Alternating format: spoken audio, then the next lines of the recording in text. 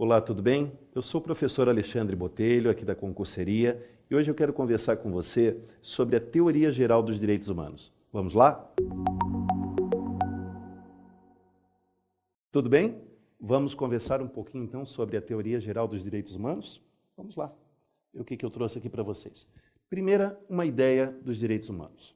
Os direitos humanos, eles formam um conjunto de normas jurídicas nacionais e internacionais que buscam assegurar o quê? Um patamar mínimo de dignidade para todo e qualquer ser humano. Não importa se é homem, se é mulher, não importa se é branco, se é negro, se é católico, se é muçulmano, não importa. A ideia dos direitos humanos é assegurar um patamar mínimo de dignidade para toda e qualquer pessoa, em qualquer lugar do mundo. Então é bom que você tenha essa ideia bem clara na sua mente para evitar qualquer confusão em relação, ou principalmente preconceito que se tem em relação aos direitos humanos, porque ele é dirigido a toda e qualquer pessoa, inclusive você, futuramente na sua atividade profissional, também está protegido pelos direitos humanos, ok? Bom, e da onde que vêm essas normas de direitos humanos? Elas vêm de dois espaços. Tem o espaço internacional, o âmbito internacional, e tem o âmbito nacional. No âmbito internacional, nós temos principalmente as seguintes normas. Os tratados internacionais, pactos, protocolos, convenções. Temos também o costume, que também é norma no direito internacional, e temos os princípios gerais de direitos internacionais. Principalmente nos interessam aqui os tratados, convenções, protocolos e pactos dos quais o Brasil é signatário, dos quais o Brasil aderiu, e essa norma internacional, ela também vigora em território brasileiro. Já no âmbito nacional, nós podemos destacar as seguintes normas de direitos humanos. A Constituição, que é o diploma, o documento jurídico de valor supremo no território brasileiro, traz uma série de normas que abarcam, protegem, estimulam os direitos humanos. Nós temos também algumas leis específicas que tratam de proteger algumas particularidades das questões relacionadas aos direitos humanos e temos também atos normativos secundários. São os decretos legislativos do Congresso Nacional que aprovam algum tratado internacional que o Brasil tenha aderido, e tem também o decreto executivo do Poder Executivo, que faz com que aquela norma internacional passe a vigorar no Brasil. Essas são as principais normas jurídicas de direitos humanos, tanto no âmbito internacional como no âmbito nacional. Isso aqui é muito comum ser perguntado nos concursos públicos. As características dos direitos humanos. Então vamos tentar observar para cada uma dessas suas características e entender como os direitos humanos surgiram e o que lhes caracteriza. A primeira dessas características é a historicidade, ou seja, os direitos humanos não surgiram de uma hora para outra. Eles têm toda uma história, todo um conjunto de lutas, de brigas, de resistência para a sua conquista e para a sua efetivação. Eles não nasceram de uma hora para outra, não foram dados à humanidade esses direitos, eles foram conquistados. Essa é a característica da historicidade. Já uma outra característica é a universalidade, ou seja, os direitos humanos são para todos os humanos em qualquer lugar do planeta. Eles são universais, eles valem aqui no Brasil, valem na Argentina, valem na China, valem no Cazaquistão, valem em todo lugar do globo terrestre, ok? Essa é a característica da universalidade. Outra característica é a irrenunciabilidade. Como os direitos humanos formam um patamar mínimo de proteção da dignidade do ser humano, nenhum ser humano está autorizado a renunciar a esses direitos. Por exemplo, abrir mão da sua liberdade e se tornar um escravo, mesmo que por vontade, não é admitido, não é aceito, porque os direitos humanos são irrenunciáveis. Uma outra característica é a inalienabilidade. Inalienável é aquilo que eu não posso vender, que eu não posso trocar, ceder, emprestar, que eu não posso transacionar de maneira alguma. Os direitos humanos possuem essas características. Eles são inalienáveis, não podem ser objeto de nenhuma transação jurídica. Por último, nós temos a imprescritibilidade. O tempo não impacta nos direitos humanos. Mesmo que eu passe algum espaço de tempo, pouco ou grande, sem utilizar um determinado direito humano, não significa que o tempo irá operar em relação a esse direito, fazendo com que eu perca. Os direitos humanos têm como característica serem imprescritíveis, ou seja, o tempo não opera a perda desses direitos em relação ao indivíduo. Outra questão muito importante, eu gostaria que você prestasse bastante atenção nessa tabela, é em relação à construção histórica dos direitos humanos, que eles também não surgiram todos de uma hora só. Na verdade, os direitos humanos vão surgindo gradualmente e ainda estão sendo construídos.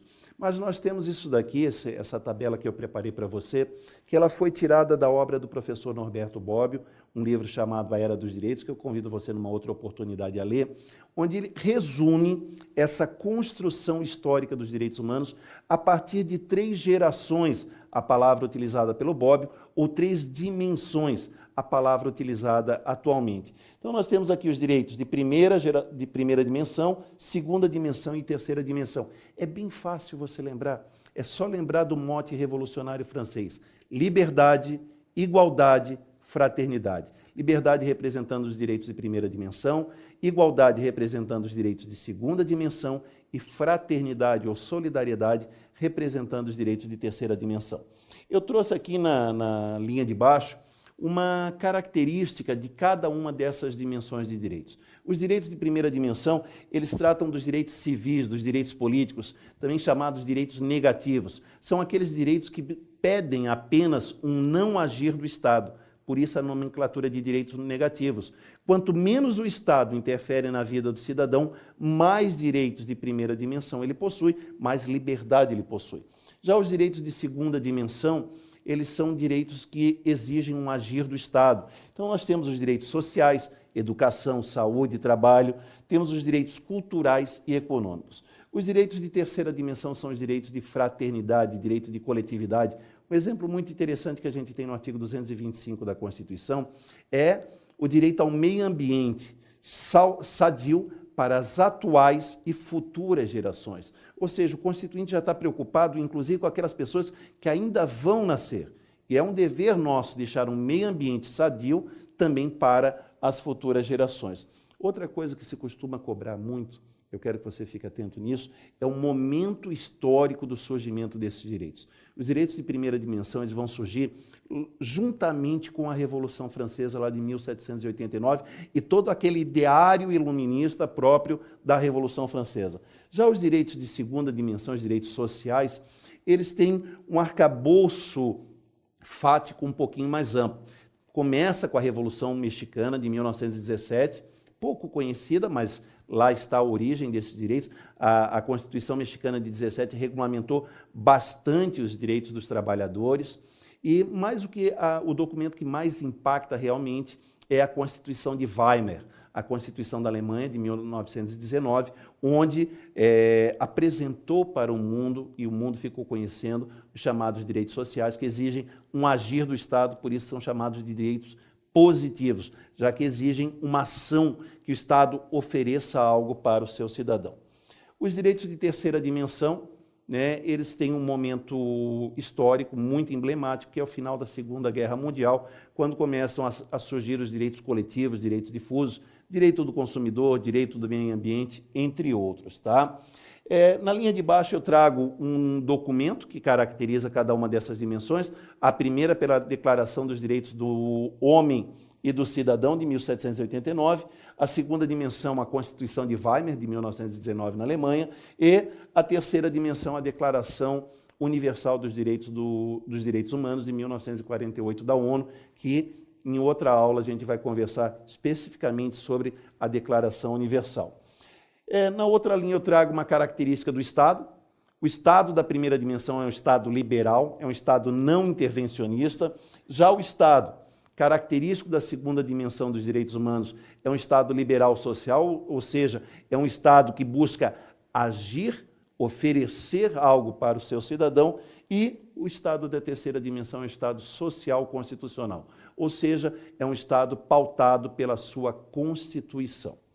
Por último, alguns exemplos de direitos de cada uma dessas dimensões. A primeira dimensão ela tem como exemplo a liberdade de expressão, a liberdade de associação, a liberdade de religião. A segunda dimensão nós temos como exemplo a educação, a saúde, os direitos do trabalhador. E a terceira dimensão, o meio ambiente, o direito do consumidor, entre outros que se caracterizam por não serem individuais, de serem direitos de toda uma coletividade. A saúde, por exemplo, também estaria aqui, ok? Bom, hoje já tem autores que falam numa quarta e até mesmo numa quinta geração de direitos humanos. A quarta geração, ela traria os chamados direitos biotecnológicos. A questão da clonagem, a questão do cyberdireito estariam aí envolvidos numa quarta dimensão de direitos que exigem uma discussão ética prévia à sua positivação pelo ordenamento jurídico. E o Paulo Bonavides, um autor, um constitucionalista brasileiro, ele já fala até mesmo numa quinta dimensão de direitos humanos, que seria a paz universal, a paz entre os povos, todos se verem como seres humanos, e entender que a cor da pele, o sexo, isso ou aquilo, não nos tornam diferentes, eles nos aproximam e nos fazem ser o que nós realmente somos, seres humanos. Bom, em relação aos precedentes, e como é que surgiu isso aí, professor? Tem alguns antecedentes. O primeiro é o direito humanitário, que vai surgir principalmente após a Primeira Guerra Mundial, quando as pessoas começaram a perceber, olha, mesmo aquele soldado, meu inimigo, eu não posso fazer o que eu quiser com ele. Existe um limite, é um padrão de respeito mínimo pelo ser humano. Ele se entregou, eu tenho que prender aquele sujeito, eu não posso matá-lo, não posso humilhar. Então, surge aí o chamado direito humanitário, a Convenção de Viena sobre o direito de guerra, ela vai trazer bastante dessas questões do direito humanitário. Depois a gente tem a Liga das Nações, criada após a Primeira Guerra Mundial, com o objetivo de promover a paz entre as nações. Aqui a gente está falando principalmente de uma paz europeia, ocidental, eurocêntrica, e, finalmente, a OIT, a Organização Internacional do Trabalho, que buscou apresentar ou convencionar normas internacionais mínimas de exercício do trabalho, acabar com a escravidão, acabar com a exploração, algo que ainda hoje, em pleno século XXI, nós temos uma enorme dificuldade de conseguir, de obter essa superação.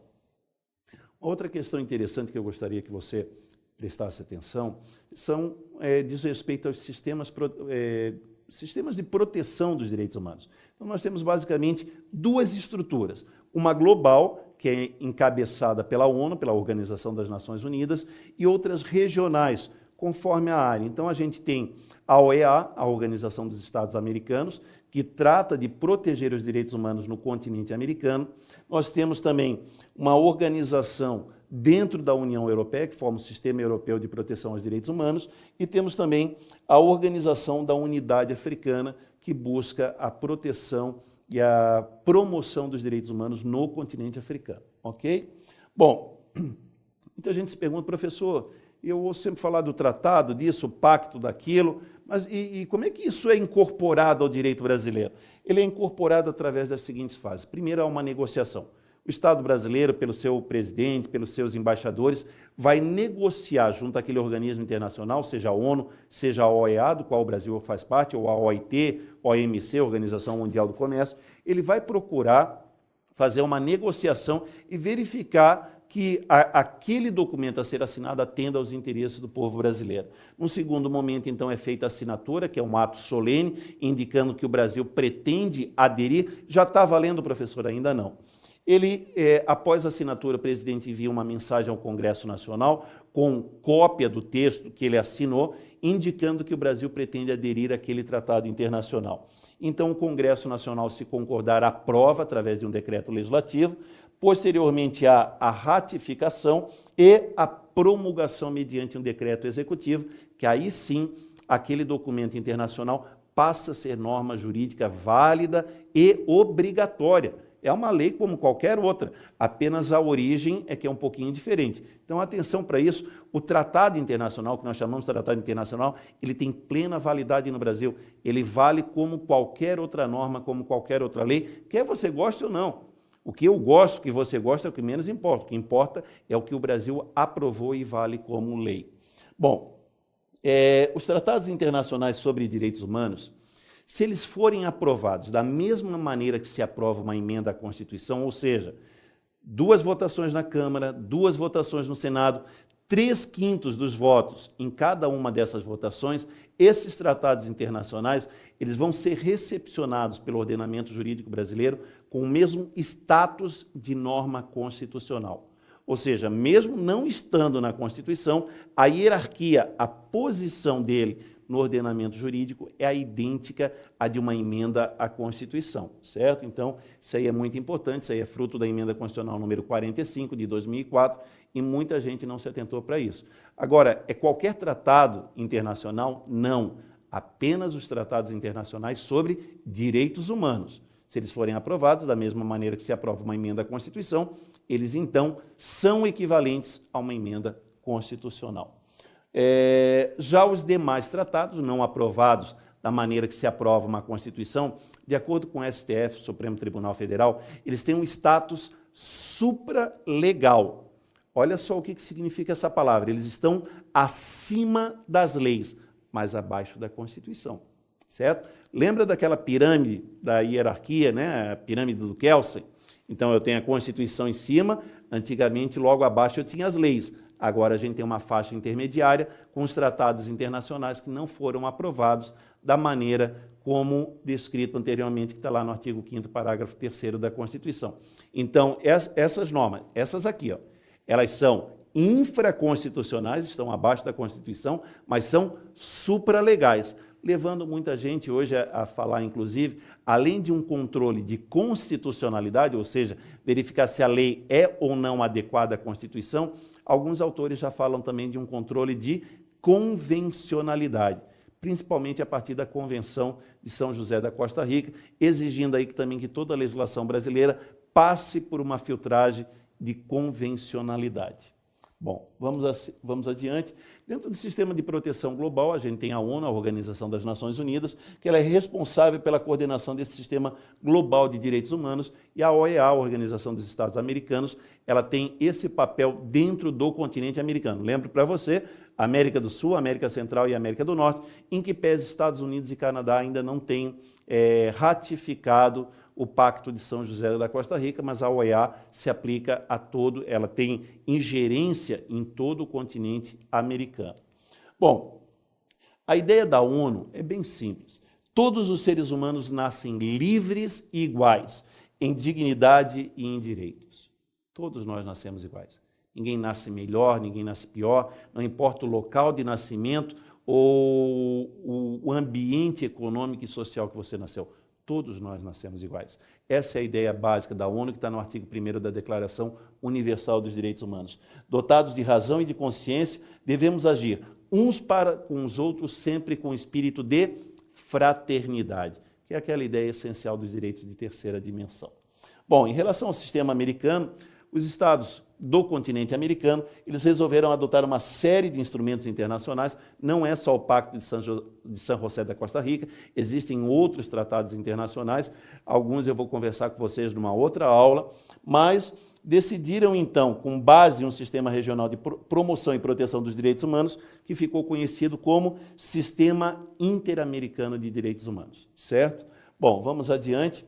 O sistema americano, ele atua principalmente a partir de dois organismos que fazem parte, que integram a Organização dos Estados Americanos, que é a Comissão Interamericana de Direitos Humanos, que pode muitas vezes receber denúncias de violação aos direitos humanos, e a Corte Interamericana de Direitos Humanos. A Corte só recebe denúncia dos Estados-partes, e é ela que vai decidir, então, aplicar alguma medida em relação a algum país que continue violando direitos humanos que ele se comprometeu no âmbito internacional a cumprir e a respeitar. Inclusive, isso aqui foi o caso do Brasil no caso da Maria da Penha. O Brasil foi obrigado pela Corte Interamericana de Direitos Humanos a estabelecer uma legislação efetiva e protetiva da mulher, que sempre, infelizmente, ainda sofre muita violência no nosso país. Bom, a Comissão Americana ela tem como função promover a observância e a defesa dos direitos humanos e servir como um órgão consultivo da OEA nessa matéria. Já a Corte Interamericana, percebam, comissão, ela é um órgão consultivo, ela recebe denúncia, vai no local fiscalizar. A Corte ela funciona como um verdadeiro tribunal, autônomo, com sede em São José da Costa Rica, e o propósito é aplicar e interpretar a Convenção Americana de Direitos Humanos, além de outros tratados que também versem sobre direitos humanos. Bom, a Corte Americana, de acordo com a Convenção, só os Estados-partes e a Comissão é que podem submeter casos à Corte Interamericana de Direitos Humanos. Se eu for vítima de uma violação aos meus direitos humanos, eu não tenho como levar esse caso diretamente à Corte. Quem pode é a Comissão e os Estados. O que eu, vítima de uma violação de direitos humanos, posso fazer é levar o meu caso, através de uma denúncia, à Comissão Interamericana de Direitos Humanos, que então vai fiscalizar, vai verificar, vai no local, e se ela entender que aquilo realmente é um fato grave, ela faz a denúncia à Corte Interamericana. As sentenças da Corte são insuscetíveis de apelação, possuem caráter definitivo, inapelável e vinculante, ou seja, não tem para onde recorrer, certo? Não cabe apelação do Estado parte da sentença da Corte Interamericana de Direitos Humanos. Uma outra coisa que eu quero conversar com você também é a respeito da afirmação histórica dos direitos humanos. Essa é uma parte muito importante e, hoje em dia, muitas pessoas ignoram, não dão tanta bola, não dão tanta importância para a história. Isso é um erro grave. Eu costumo dizer nas minhas aulas que nós somos o que os nossos antepassados foram. O que nós fazemos hoje, como nós pensamos, como nós agimos, para com nós mesmos, para com as outras pessoas, isso vem muito condicionado da nossa história. Um exemplo simples, a gente nasceu no Brasil, a maioria de nós é cristão. Agora, se a gente tivesse nascido na China, com certeza a nossa religião seria outra. E por quê? Uma questão cultural, histórica. Então é importante se atentar para isso e entender, compreender de uma vez por todas que a história faz nós sermos o que de fato nós somos. E daí a importância de conversarmos um pouco sobre a afirmação histórica dos direitos humanos, ok? Bom, ao longo de toda a história humana, guerras, lutas, disputas das mais diversas, a noção de dignidade da pessoa humana e os direitos correlatos dessa ideia de dignidade da pessoa humana deve-se em grande parte à dor física e ao sofrimento da humanidade. Temos histórias belíssimas, né? A história de Jesus, a história de vários outros mártires, de muitas pessoas que sofreram, morreram. Então, essa dor, esse sofrimento da humanidade é que permitiu se construir uma ideia do que hoje a gente denomina de dignidade da pessoa humana. Ou seja, que todo ser humano, certo ou errado, homem ou mulher, novo, velho, não importa, ele tem, pelo fato de pertencer à espécie humana, um patamar mínimo de dignidade que obrigatoriamente deve ser respeitado por todos, sociedade, Estado, por todos. Essa é a ideia, essa é a base, o fundamento da ideia da construção histórica dos direitos humanos. Bom, a ideia histórica, durante muito tempo, não se pensava em limitar o poder do soberano. O rei sempre reinou da maneira como bem entendeu, e a ideia era que o súdito obedecesse ao rei e o rei governasse bem, sem limites, sem nenhum tipo de limites. Até que surge, então, a ideia, uma consciência histórica, após um extenso trabalho preparatório, de limitação do poder político. Isso aqui a gente está falando mais ou menos, pessoal, a época disso aqui é a Idade Média. Então, houve uma larga construção, uma larga preparação histórica para se pensar, nem que seja no plano teórico ou prático, da limitação do poder político. Ou seja, o governante não pode fazer o que ele quiser, o que ele bem entender com seu súbdito. Há limites a serem colocados à vontade do poder soberano. Bom, uma outra questão que vem aí é a validade dos direitos humanos, pois ela independe de positivação. Esse direito não está regulamentado aqui no Brasil. Não interessa. Ou não vivem seres humanos aqui no Brasil? Vivem. Então, se tal não está positivado, a ideia é universal de proteção aos direitos humanos. Foi como eu disse ainda há pouco para você, pode ser no Cazaquistão, pode ser na Conchichina, pode ser em qualquer lugar do mundo. Os direitos humanos são universais e não carecem, não ficam dependendo da positivação, ou seja, da aprovação do Congresso Nacional para que aquilo continue a valer. Ou será que eu só me torno um ser humano quando o Congresso Nacional aprova uma lei? Antes eu não era? Só você pensar um pouquinho que você vai concordar comigo. Bom, relação ao reconhecimento dos direitos humanos, eles surgem como um conjunto de faculdades e instituições que, em cada momento histórico, como eu conversei ali com você, primeira dimensão, segunda e terceira dimensão, eles vão concretizar as exigências de dignidade, liberdade e igualdade humana, devendo ser reconhecidas positivamente pelos ordenamentos jurídicos, tanto no plano internacional ou internacional. Ou seja, a tendência é que elas sejam, essas normas de direitos humanos, positivadas. Agora, caso não seja, elas continuam sendo exigíveis por parte dos seres humanos. Aqui algumas referências históricas. É muito difícil a gente conversar, falar de direitos humanos ou da maneira como a gente pensa hoje, antes da Idade Média. Era muito difícil, assim, se você assiste Game of Thrones, esse período pré-Idade Média, a gente está falando lá daquela saga do Game of Thrones, um feudo aqui, um feudo acolá, um soberano aqui, se juntando conforme questões e momentos, lutas, disputas, conquistas. O grande marco, a grande referência histórica vai ser realmente lá na Baixa Idade Média, por volta do ano de 1215, quando, na Inglaterra, os barões ingleses exigem do rei João Sem Terra que assine um documento de limitação do poder e de garantia de alguns direitos. Para todos, não, ainda não. Para os cidadãos ingleses, para os nobres ingleses, esse documento é a Magna Carta Libertarum de 1215. Está aqui, ó.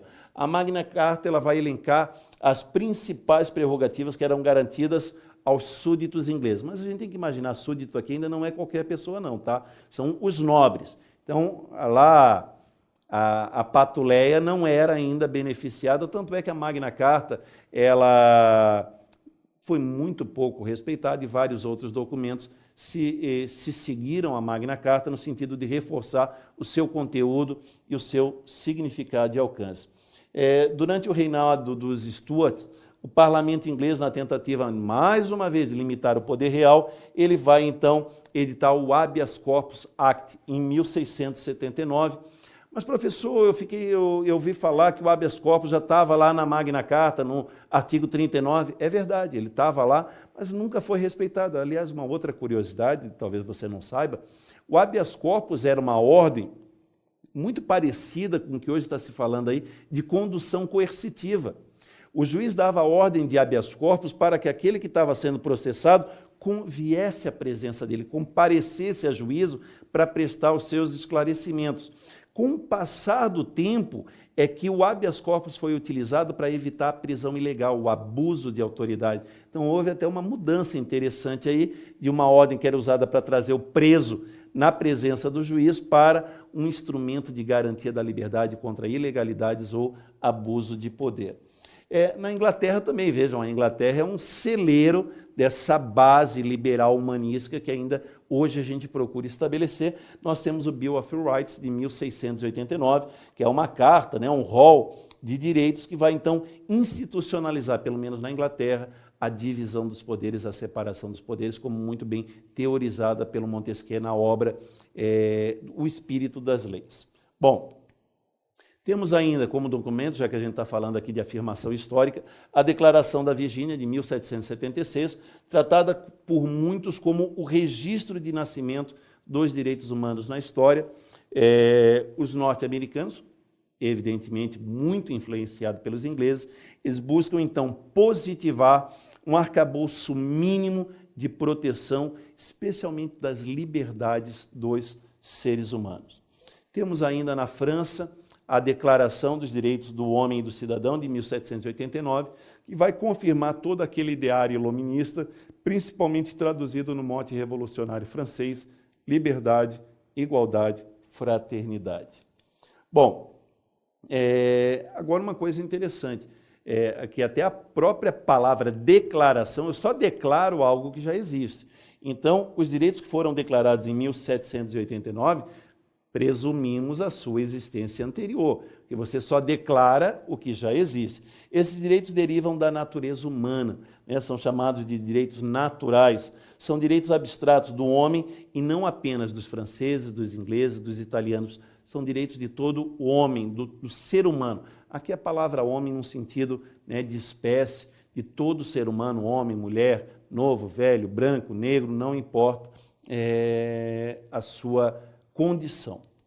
Bom, algumas características, voltando aqui, né, porque isso é importante, eles são imprescritíveis, a gente já viu que o tempo não se opera em relação a eles, são inalienáveis no sentido que não podem ser transacionados, são individuais, porque cada indivíduo possui esses direitos na sua integralidade. Mesmo que alguns eu os aproveite, os tenha do mesmo modo que outros, cada um de nós possui esses direitos. São universais porque pertencem a todos os homens, não são só aos brasileiros, aos argentinos, são a todas as pessoas, a todos os seres humanos do planeta inteiro. O reconhecimento desses direitos humanos de caráter econômico segue no momento posterior, como eu disse para você num outro momento, especialmente após a Constituição de Weimar na Alemanha. Então, de 1919 para frente é que a gente vai perceber a construção desses direitos humanos de caráter econômico, social, cultural, educação, previdência social, direitos trabalhistas, saúde, são direitos que prevêem, que têm origem nesse período histórico. Então, veja só, tem aquela pessoa que ainda vai dizer assim, direitos humanos, é direito de bandido. O direito de você estudar, amigo, é um direito humano. Direito que regulamenta uma base mínima para você não ser explorado quando você trabalha, são direitos humanos. Então, te afasta dessa ideia que direitos humanos são direitos de bandido, direito dos manos. Não tem nada a ver. Educação, saúde e trabalho, um patamar mínimo de direitos nessas áreas, é para todo mundo. Então, te afasta desse preconceito, não entra nessa que está tudo equivocado, tá? Bom, o titular desses direitos não é o ser humano, dos direitos sociais, não é o ser humano abstrato, mas é um conjunto de grupos sociais. Por exemplo, os policiais, os professores, os motoristas de ônibus. Então, a gente começa a ver esse direito não num sentido individual, mas num sentido de coletividade. A plena afirmação desses novos direitos sociais e econômicos ocorrem principalmente no século XX, no Brasil, especialmente a partir da década de 40, com as constituições do México e da Alemanha, do México de 1917 e a da Alemanha de 1919.